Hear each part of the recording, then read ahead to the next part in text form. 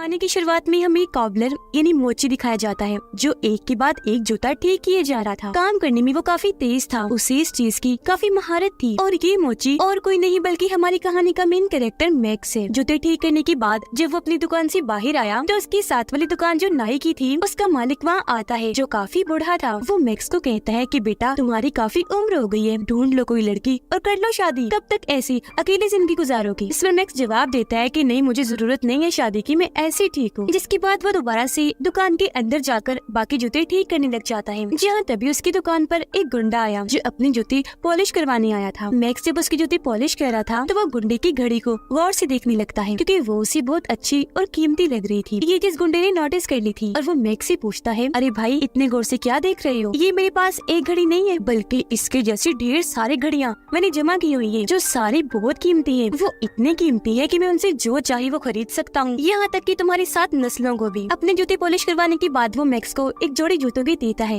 ये कहते हुए कि ये फट गए हैं, इन्हें सिलाई कर दो, मुझे शाम तक चाहिए क्योंकि मैंने इन्हें पहनकर एक पार्टी में जाना है। अब जब मैक्स उसके जूते ठीक कर रहा था तो अचानक उसकी मशीन में चिंगारियां उठने लगी जिससे मशीन में खराबी हो गई और वो बंद हो गई। इस वजह से मैक्स मैकेनिक को कॉल करता है और उसे कहता है कि मुझे अपनी मशीन अर्जेंट ठीक करवानी है। इस पर मैकेनिक ये कहकर मना कर देता है कि भाई देखो 2-3 दिन तक मैं बहुत मसरूफ हूँ तो इतनी जल्दी तुम्हारी मशीन ठीक नहीं कर सकता। जो सुनकर मैक्स परेशान हो गया क्योंकि उसे कैसे भी करके शाम तक गुंडे के जूते ठीक करके देने थे। तभी उसे याद आया कि बेसमेंट में भी हमारी एक काफी पुरानी मशीन पड़ी है जिसे पहले मेरे डैड इस्तेमाल करते थे, उनसे पहले दादा और फिर उनसे पहले परदादा, यानी वो खानदानी मशीन थी। अब उस मशीन पर जाकर मैक्स गुंडे के जूते आराम आराम से ठीक करने लगता है और वो जूते ठीक करने में कामयाब रहता है। जिसके बाद वो रात भर गुंडे के आने का इंतजार करने लगा, पर जब वो नहीं आया तो मैक्स जूतों का नंबर देखता है जो 10:30 था। वो सोचता है ये तो मेरा ही नंबर है, चलो पहन के देखता हूँ। अब जैसे उसने जूते पहने हैरत वो ही गुंडे का रूप ले लेता है। जब उसने शीशे में देखा कि मैं गुंडा बन गया हूँ उसे झटका लगा। अब वो जैसे जूते उतारता है दोबारा से अपने रूप में वापिस आ जाता है। फिर वो जाकर दुकान बंद करता है। वापिस आकर उसने दोबारा जैसे जूते पहने वो फिर से गुंडा बन जाता है। चौंक कर एक जगह पर बैठ गया। उसे कुछ समझ नहीं आ रही थी कि आखिर ये मेरे साथ हो क्या रहा है। वो 10:30 नंबर के और जूते ढूंढता है जो उसे मिल भी जाते हैं, लेकिन जब उसने पहने तो उसका रूप नहीं बदला। अब की बार वो हैरान रह गया ये सोचकर कि ये क्या हुआ, अब मैंने ऐसा क्या कर दिया जो ये जूते पहने से भी मेरा भेस नहीं बदला। उसने जब जहन पर जोर डाला तो उसे याद आया, ओ हाँ, मैंने गुंडे के जूते अपनी मशीन से नहीं बल्कि उस पुरानी मशीन से सिलाई किए थे, तो शायद उसमें ही कोई जादू है। इसीलिए अब वो किसी और के जूते उसे मशीन से ठीक करता है। टांके लगाकर उसने जैसे जूते पहने वो अब सच में जूतों के मालिक का भेस ले लेता है। जिसके बाद वो कई सारे जूतों को टांगे लगाकर उन्हें पहन कर देखता है क्योंकि जब भी उसका रूप बदलता था उसे बहुत मजा आ रहा था। ऐसा लग रहा था जैसे किसी छोटे बच्चे के हाथ में कोई अनोखा खिलौना लग गया हो। वो गलती से एक बूढ़े आदमी के जूते पहन लेता है जिसका चेहरा जख्मी डरावना था। ये रूप लेकर वो जैसे शीशे में देखता है डर की वजह से उसकी तो हालत ही खराब हो जाती है। अब ना जाने उसके दिमाग में क्या आता है, वो एक लड़की की हाई हील्स वाला जूता उठा लेता है। उन्हें टांके लगाकर जब पहनता है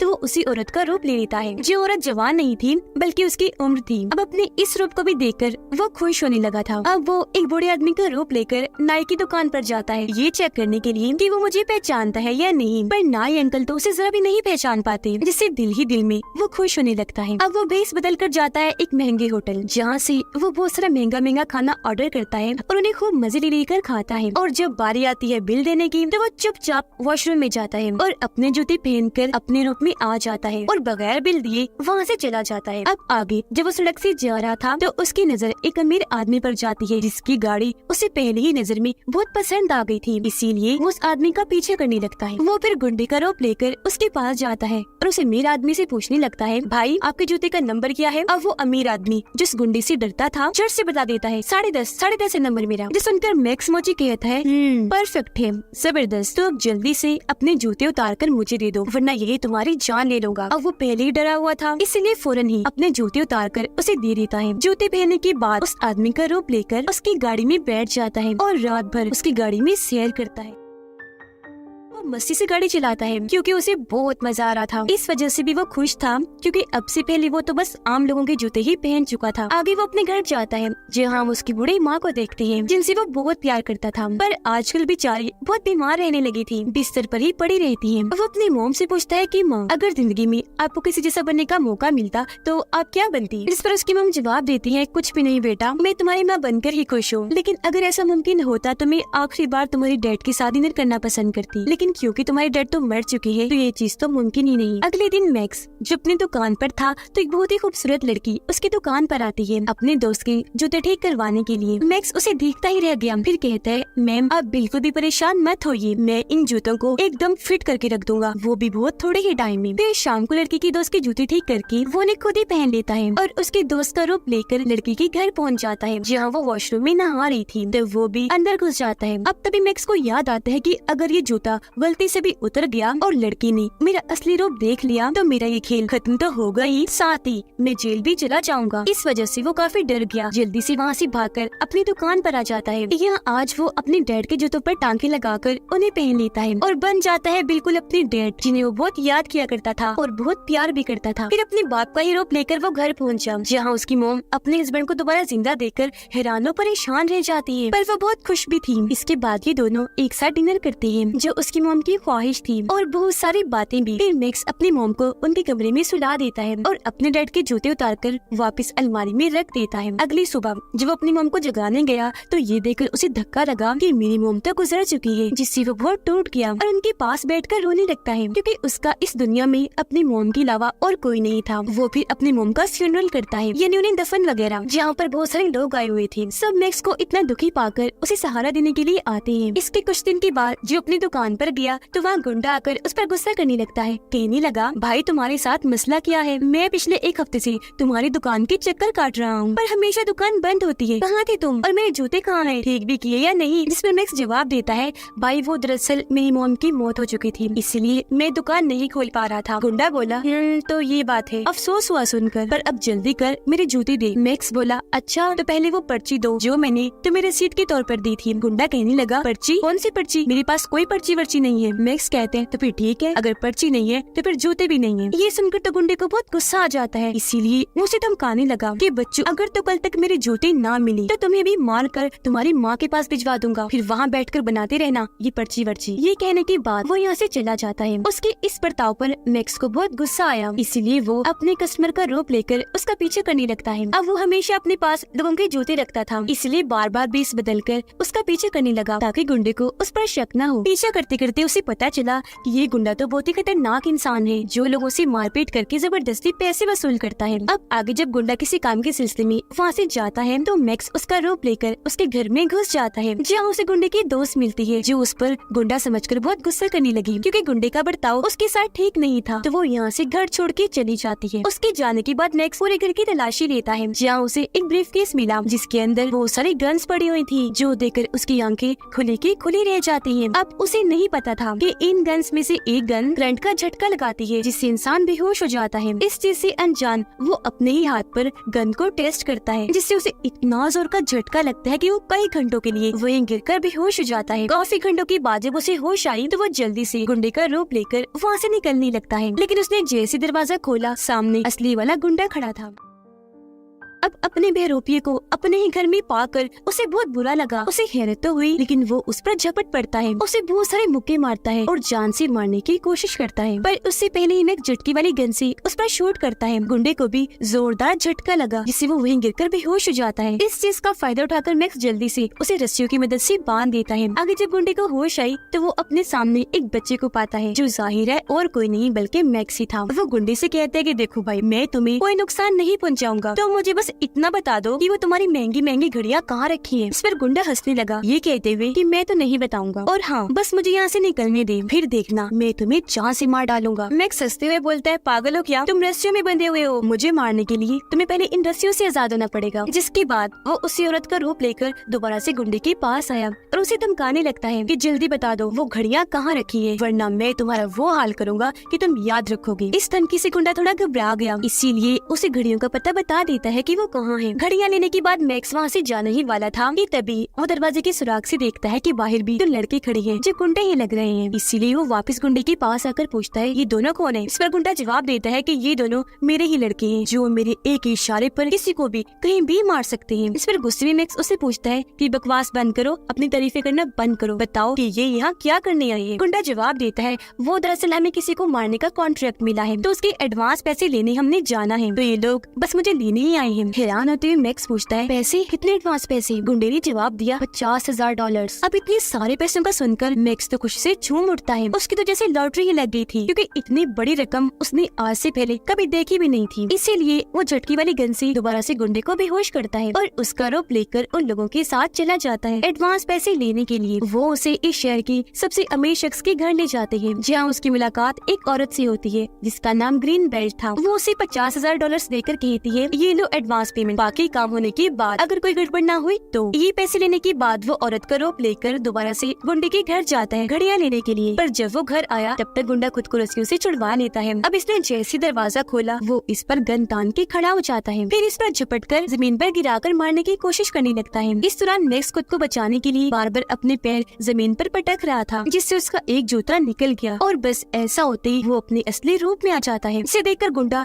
एकदम हैरान रह गया, उसे झटका लगा, ओह ये क्या। पर जब मैक्स ने वहाँ से भागने की कोशिश की तो गुंडा उसे दोबारा से पकड़ लेता है और फिर से मारने की कोशिश करने लगा। पर खुद को छुड़वाने के लिए मैक्स अपने सैंडल की हाई हील से उस पर हमला करता है। हाई हील गुंडे की गर्दन में घुस गई, जिससे वो वहीं गिर गया। उसका गला फट गया था, जिसमें से बहुत सारा खून आने लगा और यहीं पर गुंडे की मौत हो जाती है। अब ये देखकर मैक्स काफी परेशान रह गया। वो डर भी गया था, क्योंकि आज से पहले उसने इतना बड़ा गुनाह नहीं किया था। वो वहाँ से भाग जाता है। घबराहट में घड़ियां पैसे भी वहीं भूल गया था। घर जब आया तभी उसे सुकून नहीं आ रहा था, उसे दुख हो रहा था। इसीलिए खुद ही को इस चीज की सजा देने के लिए वो पुलिस स्टेशन पहुंचा, जहाँ पर वो ऑफिसर्स को सारी बात बताकर खुद को उनके हवाले कर देता है। लेकिन जब पुलिस वाले उसके साथ गुंडे के घर आए तो वहाँ लाश तो दूर की बात, उसके खून का हल्का सा निशान भी नहीं मिलता और तो पैसे और घड़ियां भी वहाँ से गायब हो चुकी थी। जो सब देखकर मैक्स काफी हैरान और परेशान रह गया कि ये क्या हो गया। अब ये देखकर पुलिस को गुस्सा आया, क्योंकि उन्हें लग रहा था कि मैक्स पागल है और इसने हमें भी पागल बनाने की कोशिश की। इसलिए वो मैक्स को कहते हैं, या तो तुम किसी मेंटल हॉस्पिटल में जाकर दिमाग के डॉक्टर को चेक करवाओ या खुद ही पागल खाने दाखिल हो जाओ। जो कहकर वो यहाँ से चले जाते हैं। अब जब मैक्स अपनी दुकान पर वापस आया तो वहाँ उसे पैसों और घड़ियों से भरा हुआ बैग भी मिल जाता है और साथ ही उस औरत की हाई हील्स भी, जिन्हें देखकर वो काफी हैरान रह गया। सोच भी पड़ जाता है अब ये काम किसने किया होगा। जिसके बाद वो बैग को उठाकर कहीं जाने ही लगा था कि तभी साथ वाली दुकान की नाई आकर उसे कहने लगती है, मैक्स बेटा ये तुम क्या कर रहे हो? जब से तुम्हारी मॉम गुजरी तुम ठीक से दुकान ही नहीं खोल रही, कभी आते हो कभी नहीं आते, ये क्या चल रहा है सब? इस पर मैक्स जवाब देता है, अंकल अभी मैं एक काम से जा रहा हूँ, किसी के पैसे लौटाने हैं, तो इस टॉपिक पर आकर आपसे बात करता हूँ। इस पर नाई उसे कहने लगा कि बेटा जो पैसे तुम्हारे पास है इन्हें तुम अपने ऊपर खर्च करो, इतना भला बनने की जरूरत नहीं है। अब मैक्स को उसकी बात की समझ नहीं आई कि आखिर वो कहना क्या चाह रही है, और क्योंकि वो भला इंसान था तो किसी के पैसे भी नहीं रख सकता था, इसीलिए नाई की बात सुने बगैर ही वो पैसे लौटाने चला जाता है। वो औरत का ही रूप लेकर ग्रीन बेल्ट के पास पहुंचा और उसे कहने लगा कि वो गुंडा आपका काम नहीं कर सकता, उसकी तरफ से मैं आया हूँ, तो लीजिए अपने पैसे वापस। ये सुनकर ग्रीन बेल्ट कहती है कि मेरे लिए ये पैसे कोई मायने नहीं रखते, मुझे तो बस अपना काम चाहिए। जो कहने के बाद वो अपने आदमियों को घेरकर मैक्स पर हमला करवा देती है। उन्होंने मैक्स को मारकर बेहोश कर दिया और ये उसे अगवा कर लेते हैं। फिर जब दो लोग उसे अगवा करके ले जा रहे थे तो वो जूते बदलकर उस बूढ़े आदमी के जूते पहन लेता है, जो डरावना सा था, जिसके चेहरे पर निशान थे। उसका रूप लेकर ये दोनों को डरा देता है और क्योंकि चेहरा सच में बहुत अजीब था तो वो दोनों लोग डर जाते हैं। उनके गाड़ी पर से ध्यान हट गया, जिससे एक्सीडेंट हो जाता है। इसमें वो दो लोग तो जख्मी हो गए थे, पर मैक्स बड़े ही अंदाज से गाड़ी से उतरता है और वहाँ से चला जाता है। अगली सुबह अपनी दुकान पर बैठकर वो जब कोल्ड ड्रिंक पी रहा था तो वो गलती से वहाँ गिर जाती है। जब उसका ध्यान इस तरफ गया तो उसके हाथ एक कागज लगता है, जो एक पोस्टर था जो उसे एक लड़की ने दिया था, जो एक जगह पर वर्कर थी और वो एक बूढ़े आदमी को बचाना चाहती थी, क्योंकि कुछ लोग जबरदस्ती उस बूढ़े आदमी से उसका घर खाली करवाना चाहते थे। पोस्टर को देखकर मैक्स को याद आया कि यही वो बूढ़ा आदमी है जिसे ग्रीन बेल्ट गुंडे के हाथ मरवाना चाहती थी। इसीलिए मैक्स अगले ही दिन उस वर्कर लड़की से मिलता है और उसे इस सब के बारे में बता देता है। तो ये दोनों जल्दी से उस बूढ़े आदमी के पास पहुँचे, उसे इस सब के बारे में आगाह करने के लिए। वो बूढ़ा आदमी इन्हें अंदर बुलाता है, कहने लगा कि तुम दोनों का बहुत बहुत शुक्रिया, अच्छा किया जो तुमने मुझे बता दिया कि कुछ लोग मुझे मारना चाहते हैं, लेकिन हाँ कुछ भी हो जाए मैं ये घर खाली करने वाला नहीं हूँ, क्योंकि मैं यही पला बड़ा हूँ। इस घर में मेरी यादें हैं, तो मरूंगा भी मैं इधर ही। अब मैक्स को एक आइडिया आता है। वो बूढ़े आदमी से पूछने लगा, अंकल आपको किस नंबर का जूता आता है? तो वो बताने लगा ये 10.5 बेटा। इस पर मैक्स सोचता है परफेक्ट प्लान है, और अगले ही दिन बूढ़े आदमी का जूता पहनकर उसका बेस बदलकर ग्रीन बेल्ट से मिलने जाता है। उसे कहने लगा कि मैं घर खाली कर दूंगा, पर उसकी बदले मुझे $1,00,000 चाहिए। अब ये डील काफी अच्छी थी, जिसके लिए ग्रीन बेल्ट मान जाती है। इसलिए अगले ही दिन उसके आदमी उस तक $1,00,000 पहुँचा देते हैं। वो सारे पैसे मैक्स बूढ़े आदमी को दे देता है, जिन्हें लेकर अगले ही दिन वो अपनी बेटी से मिलने निकल जाता है। फिर ग्रीन बेल्ट बूढ़े आदमी के घर को चेक करने जाती है कि वो घर खाली करके गया है या नहीं। वो जब वहाँ पहुँची तो बूढ़ा आदमी वहीं बैठा हुआ था और हम जानते हैं कि ये और कोई नहीं बल्कि मोची मैक्स है। ग्रीन बेल्ट उसे कहती है, जब तुम्हारे पैसे मिल गए हैं तो तुम ये घर खाली करके क्यों नहीं गए? वो हैरान होते हुए कहने लगे, क्या कहा? पैसे? मुझे कोई पैसे नहीं मिले और अब तो मैं ये घर बिल्कुल भी खाली करके नहीं जाऊंगा। जो सुनकर ग्रीन बेल्ट को गुस्सा आ जाता है, इसीलिए वो कहती है, चुपचाप ये घर खाली कर दो, वरना तुम्हारी उम्र तो पहले ही काफी हो गई है। मैं तुम्हें मार डालूंगी, कुछ भी पता नहीं चलेगा तुम्हारा, जिसके बाद तुम्हारी बेटी को भी मार दूंगी। अब उसकी धमकी सुनकर पीछे से एक रिपोर्टर कैमरा के साथ बाहर आता है, जिसे देखकर ग्रीन बेल्ट काफी चौंक जाती है। अब उसे मजीद गुस्सा दिलाने के लिए मैक्स उसे आंख मार देता है। बस फिर क्या था, ऐसा होते ही ग्रीन बेल्ट गुस्से में और भड़क गई, उसे मारने के लिए आगे बढ़ी, जहाँ इस सब को कैमरे में रिकॉर्ड करके टीवी पर चलाया जाता है, जिससे ग्रीन बेल्ट को गिरफ्तार कर लिया जाता है धांधली करने के जुर्म में। अगले दिन जब वो अपनी दुकान पर था तो वर्कर लड़की उसके पास आती है, कहने लगी कि शुक्रिया मेरी मदद करने के लिए, और चलो शाम को खाने पर चलते हैं। अब मैक्स क्योंकि उसे पसंद करता था, इसलिए वो मान जाता है। अब गुंडे की दोस्त नाराज थी तो उसे मनाने के लिए वो गुंडे का रूप लेकर उसके दोस्त के घर गया और उसे वो महंगी घड़ियां गिफ्ट के तौर पर देता है ताकि वो मान जाए। ये करके जब वो वापिस आ रहा था तो कुछ लोग उसे असली वाला गुंडा समझकर अगवा कर लेते हैं और अपने साथ कहीं ले जा रहे थे, पर तभी उनकी गाड़ी का एक्सीडेंट हो गया, जिसमें मैक्स भी बेहोश हो जाता है। और जब उसकी आँख खुलती है तो वो खुद को नाई अंकल की दुकान पर पाता है, जो उसे एक ताकतवर चीज मुरब्बा देते हुए कहते हैं कि बेटा ये खा लो, थोड़ा सा खा लो बेशक। इस पर मैक्स कहता है, नहीं अंकल मुझे नहीं खाना, मुझे पसंद नहीं है। नाई कहता है, बेटा जिद ना करो, थोड़ा सा ही खा लो, क्योंकि जिस तरह तुम बार बार एक जिस्म से दूसरे जिस्म में जा रहे हो ना, ये तुम्हारी जान के लिए खतरा है, तब ये मुरब्बा ही तुम्हारे काम आ सकता है। ये सुनकर मैक्स काफी हैरान रह गया, उसे पूछता है, क्या मतलब है आपका? आपको कैसे पता कि मैं एक जिस्म से दूसरे में जाता हूँ? इस पर वो कहने लगा, तुम्हें क्या लगता है बेटा, मैं सिर्फ नाई हूँ और यहाँ बस लोगों के बाल बनाता हूँ? नहीं, मैं भी एक मोची ही हूँ और तुम्हारे जैसे काम करता हूँ। ये कहकर वो जूते उतारते हैं और वापिस अपने असली रूप में आ जाते हैं, जो और कोई नहीं बल्कि मैक्स की डैड थी, जिन्हें देखकर मैक्स को अपनी आंखों पर यकीन नहीं आता। वो चौंक जाता है क्योंकि उसकी डैड जिंदा थी, जो सालों से नाई का रूप लेकर मैक्स की साथ वाली दुकान पर काम करते थे। इन्होंने ही गुंडे की लाश को वहाँ से गायब किया और पैसों घड़ियों से भरा हुआ बैग मैक्स की दुकान पर लाकर रख दिया, ताकि उनके बेटे पर कोई मुसीबत न आए और वो इन पैसों घड़ियों से अमीर बन जाए। जब भी तो नाई के रूप में उन्होंने कहा था कि तुम इन पैसों को अपने लिए खर्च करो। अपने डैड को जिंदा पाकर वो बहुत खुश हो गया और फौरन उनके गले से लग जाता है, पर थोड़ी ही देर के बाद उसे उन पर गुस्सा भी आने लगा, इसीलिए वो पूछ लेता है, क्या आपको कभी मेरी या मॉम की याद नहीं आई? जिस पर वो कहते हैं कि आती थी, हर पल आती थी, पर मैं तुमसे तो मिल लेता था, तुम्हारी मॉम से नहीं मिल सकता था, क्योंकि मैंने जो बुरे काम किए उस वजह से कुछ लोग मेरे पीछे पड़े हुए थे। अब मैक्स उनसे पूछता है, अच्छा डैड बताइए वो जादुई मशीन हमारे पास कहाँ से आई? इस पर वो जवाब देते हैं कि वो एक महान आदमी ने तुम्हारे परदादा को दी थी, जो फरिश्ता बनकर हमारी जिंदगी में आया। तुम्हारे परदादा ने उसकी जान बचाई थी तो उसने उन्हें ये मशीन दी, जिसने हमारी जिंदगी ही बदल के रख दी। ये बताने के बाद वो उसे अपने खानदान की विरासत दिखाते हैं। जब वो उसे एक जगह पर लेकर गए तो जहाँ जहाँ नजर जा रही थी वहाँ ही जूते पड़े थे, जो आम जूते तो बिल्कुल भी नहीं थे, क्योंकि ये उसके परदादा से लेकर आज तक जितने भी बड़े बड़े अमीर मशहूर लोग थे उनके थे। तो अब आप अंदाजा लगा लें कि ये कितने कीमती जूते थे। अब मैक्स कहते हैं, चलें डैड घर चलते हैं। इस पर उसके डैड कहते हैं, चलो बेटा, लेकिन सामने वाले दरवाजे से नहीं, पिछले से। जो कहकर उसे पीछे के रास्ते से गिराज में लेकर जाते हैं, जहाँ पर काले रंग की बहुत ही महंगी